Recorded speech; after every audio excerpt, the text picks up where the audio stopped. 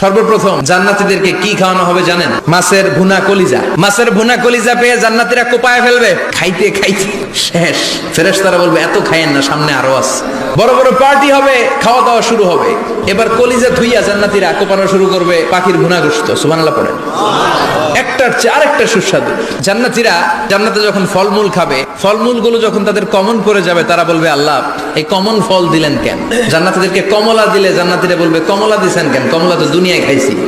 কলা দিবে, তো কলা দিছেন কেন? কলা তো দুনিয়ায় খেয়েছি। আল্লাহ বলবেন এই কলা দুনিয়ার কলার মতো না। দুনিয়ার কলার ছোলা ফেলে দিতে হয়, বিচি ফেলে দিতে হয়, পাতা ফেলে দিতে হয়। জান্নাতের ছোলা ফালা লাগবে না। ছোলা খাও, ছোলা আরো মজা।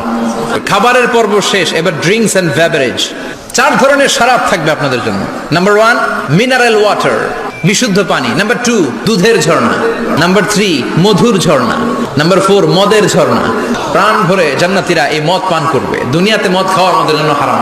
আমরা দুনিয়াতে মদ খাবো না, জান্নাতে যে খাবো কোপায়া।